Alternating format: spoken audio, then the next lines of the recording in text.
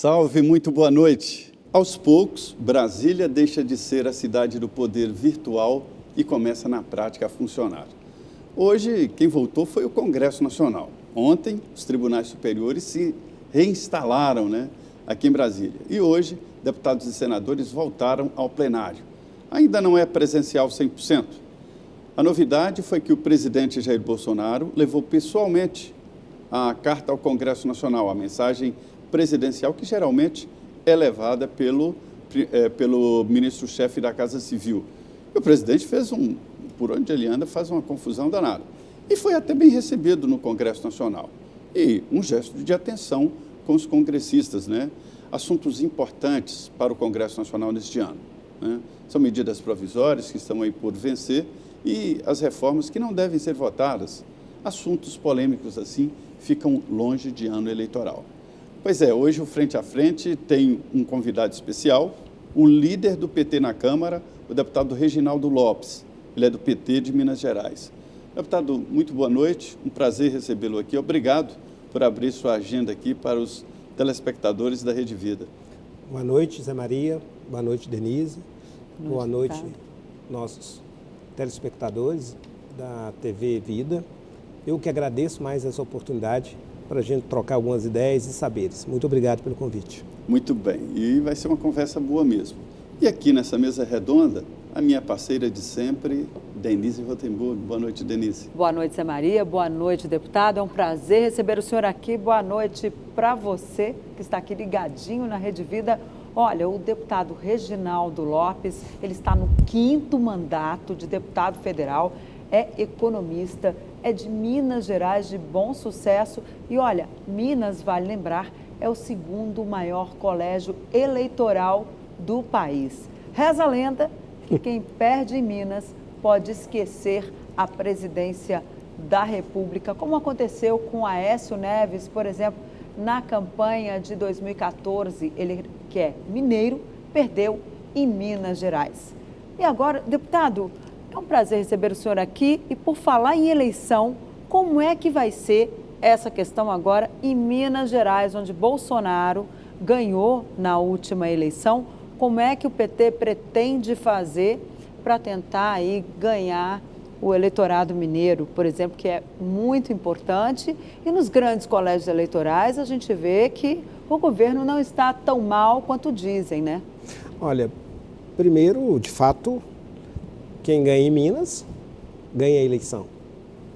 Em todo o processo democrático da história do Brasil, o presidente da República, que venceu em Minas, se tornou o presidente do país. Nós, mineiros, temos orgulho de dizer que Minas é uma síntese do Brasil. E é uma boa síntese. Então, de fato, hoje, nas avaliações nossas de pesquisas internas, coloca o nosso pré-candidato muito bem posicionado. Nós temos aí uma possibilidade histórica de começar a mudar o Brasil por Minas. Então, eu acredito que nós vamos ter um excelente desempenho em Minas Gerais. É bom lembrar, Denise, Zé Maria e nossos telespectadores, que na região sudeste, aonde o presidente, candidato à presidência, ex-ministro da Educação, Fernando Haddad, teve o melhor desempenho, foi no estado de Minas Gerais. Então, isso comprova esta síntese do Brasil, Você tem em Minas resultados que aproximam do resultado eleitoral do Nordeste, tem resultados que aproximam do resultado da região Centro-Oeste, tem também resultados que aproximam muito da região Sul. Então, você tem ali uma boa amostragem para pesquisa eleitorais. Dizem também que um produto que se vende em Minas, vende no Brasil. Então, eu acho que é um bom indicador para o Partido dos Trabalhadores. Hoje, todas as pesquisas indicaram uma grande vitória do presidente Lula. Estou falando vitória pequena, não. Mas vitória em Minas grande. há dificuldade, Os senhores lá não têm nem uma base. A disputa está entre o Calil e o Zema. Então, é porque em Minas, como no Brasil, a eleição está polarizada. É muito pouco provável que você tenha no Brasil alguma possibilidade de terceira via. Não existirá, estou fazendo uma afirmação. Não tem nenhum Então as espaço. pessoas lá vão votar no Zema ou no Ou no Calil Ou no e Calil. dividir entre Lula e e Bolsonaro. Então, como num Eleitor país, de Zema, 90%, na minha opinião, já fizeram opção entre o Lula e o Bolsonaro, com uma tendência de vitória para o presidente Lula no primeiro turno no Brasil, em Minas Gerais, o eleitor mineiro está dividido, nesse momento, com a tendência mais pró-Zema, com o Calil um pouco mais desconhecido, mas estão entre os dois candidatos. Quando você O testa... senhor vai ser candidato ao governo? Quando você testa, só para concluir, Sim. o presidente Lula com o Calil, há um empate técnico. Então, o Lula se tornou um grande cabo eleitoral em Minas Gerais. Então, o que acontece hoje na prática? Eleitores do Zema têm votado Lula e Zema, e eleitores do Calil, Lula e Calil. Então, esse é o cenário. Zema? Então, Vai ter Luzema e Lulil.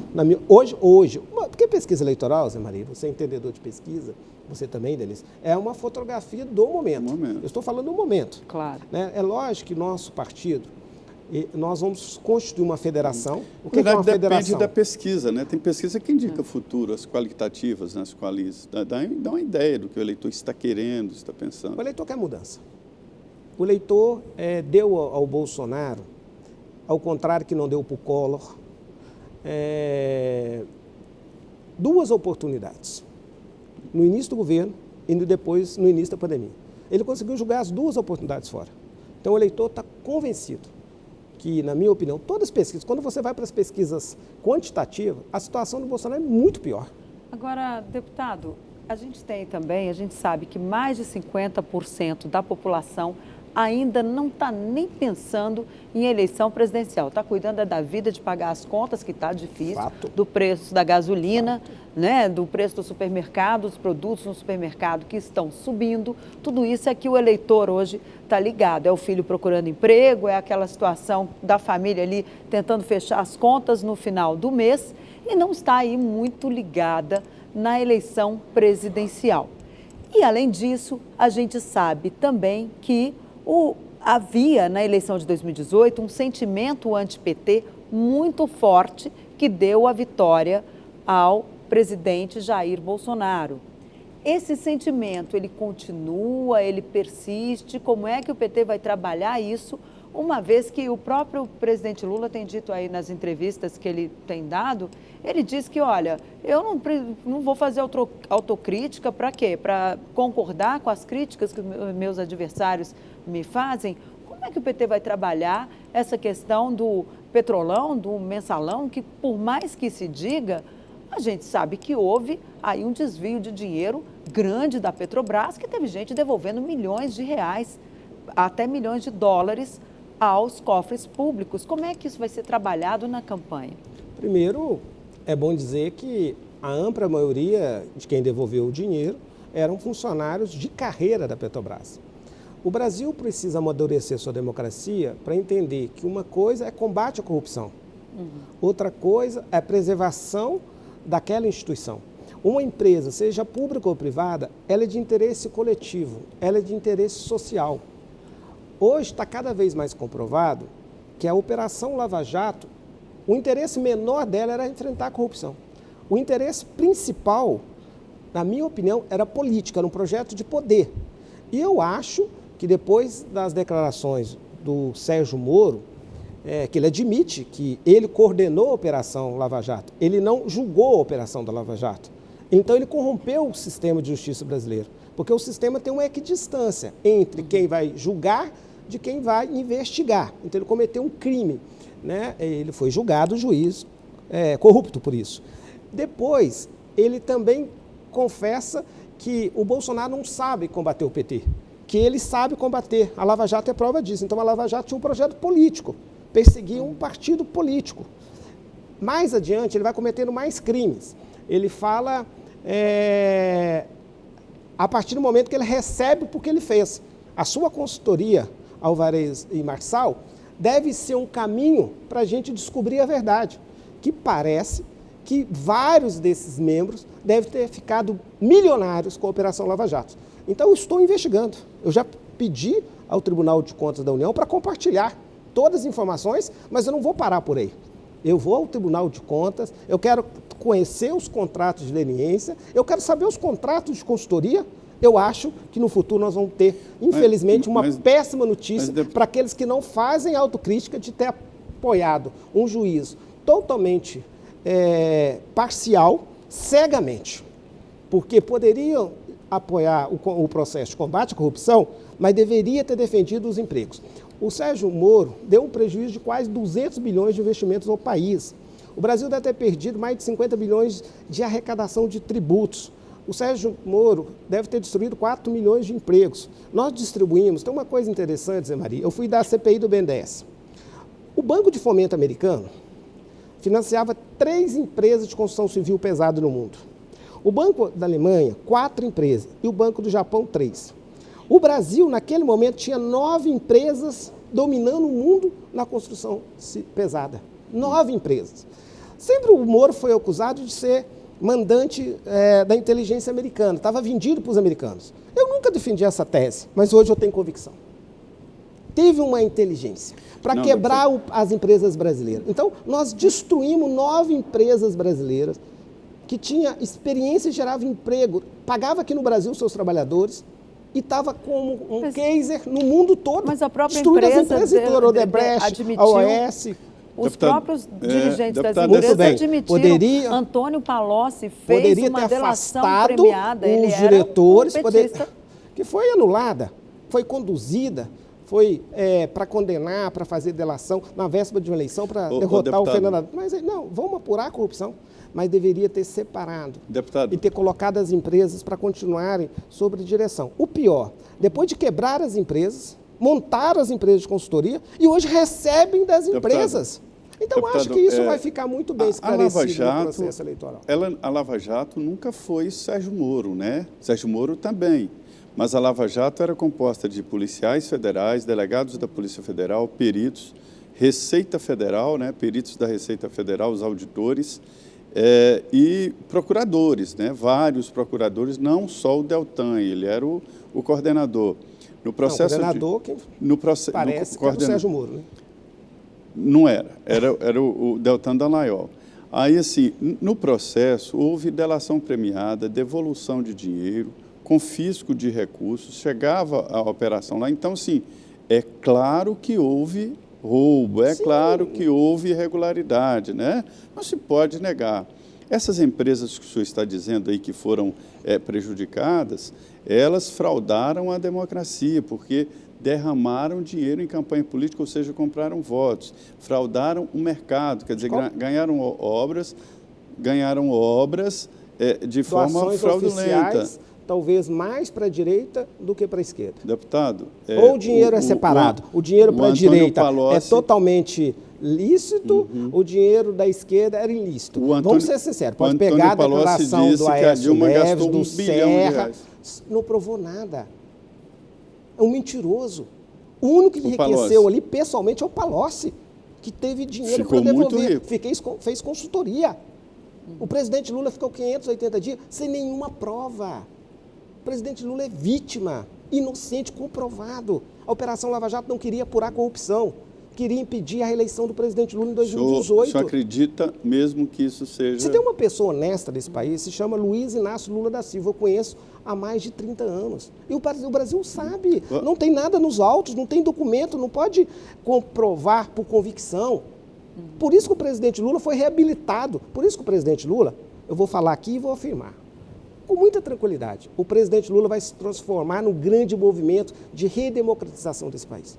Muito para além da candidatura do PT. Ainda faltam Por isso que ele vai se tornar Inclusive não, a eleição, já arquivou 23, tem nem processo mais. Falta indenizar o presidente Lula, talvez o único processo. Ele vai entrar com processo? Não vai não. Estou só dizendo que... Não sei. Não estou dizendo que não tem nenhum processo. Todos os processos foram arquivados, 23 processos. Mesmo o do sítio? O sítio acabou de ser arquivado, né? Foi agora o do não, trio, primeiro né? do sítio, o segundo do... Já deputado, há uma disputa muito forte nessas eleições pelo domínio do Congresso Nacional. O senhor acha que quem estiver em maioria no Congresso, quem dominar o Congresso, domina o próximo governo, seja lá quem for o presidente? Eu acho que esse é o grande desafio do nosso projeto político.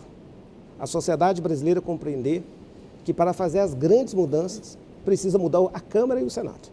Eu espero que nesse movimento que o Lula vai se tornar, ele possa fazer um efeito aqui que ocorreu no Chile, onde nós elegemos 150 congressistas, 87 mulheres e 100 e tantos da esquerda, e em Portugal, onde o primeiro-ministro vai para um terceiro mandato, tendo uma eleição com maioria no Congresso, onde 50% é 115 cadeiras, ele fez 117 cadeiras num Congresso de 230 cadeiras. Então, eu espero que isso ocorra no Brasil. Mesmo, viu? Então, eu acho assim, vamos lá, o que é mais importante? O Bolsonaro não consegue, hoje ele foi ao Parlamento brasileiro, com todo respeito ao presidente da República, como ele tem uma meta de mentir para a sociedade brasileira, para produzir fake news, ele mente 8 vezes ao dia. Isso é comprovado nos estudos. Ele mentiu, falou que ele deu um aumento de 33% para os professores. E para o piso, verdade? Ele paga professores? Não, ele deu aumento. Ele dá aumento para professor municipal? Deu, ele assinou. Ele paga aumento para professor municipal? Não, ele paga aumento. Ele dá aumento? Não, existe uma lei nacional, onde ele publica uma portaria que ele soma o IPCA, ele soma o reajuste do Fundeb. E aí tem uma forma de cálculo que publica a portaria. É uma publicação do Ministério da Educação. E ele deu 33,2. Mas ele não deu nada. Ele mente. Se ele vai dar 33%, eu fiquei feliz, sabe por quê? Ele perseguiu a universidade, ele perseguiu a ciência, ele não paga as contas de energia nos institutos federais. Então, eu vou dar uma boa notícia. Você, professor universitário, e você do Instituto Federal, pode cobrar do Jair Bolsonaro 33% de aumento. Okay. Porque esse é o professor que ele paga. O MEC só cuida da educação superior da escola técnica. Então, ele mente. Tem 130 professores de ensino fundamental que são federais. São, acho que, então, 3 colégios. Só para colocar, de fato, ele precisava ir ao parlamento hoje e dizer o seguinte: tem 3 elementos para a reconstrução do Brasil. O primeiro elemento, emprego. O segundo elemento, renda. E o terceiro elemento, crédito. Ele não anuncia nada nesses 3 elementos e ele mente. E ele não cumpre acordo. No final de ano, nós fizemos um acordo. Quem tem uma renda menor que R$ 105 per capita, está automaticamente elegível para o Auxílio Brasil. Ele destruiu o Bolsa Família, criou um programa de 1 ano, sem previsão para depois da eleição, eleitoreiro. Tudo bem, nós aceitamos. Então passa para R$ 105. Passou para R$ 105. Mas o Congresso mudou, ele continua. Ele vetou. Ao vetar, ele tirou 27 milhões de pessoas que recebiam o auxílio emergencial. Então, ele não trabalhou o primeiro elemento, que chama renda. Vamos no segundo elemento. No segundo elemento, que chama crédito. Ele fez acordo conosco, da oposição. Votamos a renegociação da micro e pequena empresa, do MEI, do microempresário individual, que são geradores. Você sabe, lá em Comercinho, Medina, só tem micro e pequeno empresário. 70% dos empregos. Ele vetou. Fez um fake news de uma portaria que diz o seguinte: quem já está quebrado, já está na Procuradoria-Geral da Fazenda, aí pode ir lá renegociar a dívida. Então, é mentira. 12 milhões de brasileiros que tiveram dificuldade por causa da crise econômica, por causa do Covid, não vai renegociar suas dívidas. Muito bem. Aí vem terceiro. Vamos gerar, então, emprego. Ele disse que precisava de espaço orçamentário, deu calote no precatório do povo brasileiro, nos estados, no município, no Nordeste, nos municípios mais pobres. Preciso de espaço orçamentário. Agora, ele fala, eu posso dar renúncia fiscal por um ano eleitoral para PIS, COFINS dos precatórios não dá calote para os mais pobres. Não, mas combustível dá também, dos professores, acima de 60 mil, isso foi excetuado. Fundeb. Então, vamos lá, Zé Maria. Aí ele pega e fala assim, eu não vou dar PIS, COFINS, vou isentar para gasolina. Então, ele vai lá e fala que vai dar 100 bilhões, muito bem. Aí ele pega 300 bilhões que abriu no orçamento, 300 bilhões, Denise. Ele não coloca nenhum centavo, sabe para quê? Para fazer infraestrutura. O orçamento é um orçamento pulverizado, sem projeto estratégico, sem obra estruturante. Nós vamos falar de orçamento no próximo bloco. A gente vai por rápido intervalo e nós voltamos em 2 minutinhos com o líder do PT na Câmara dos Deputados, deputado Reginaldo Lopes, de Minas Gerais. Até daqui a pouquinho.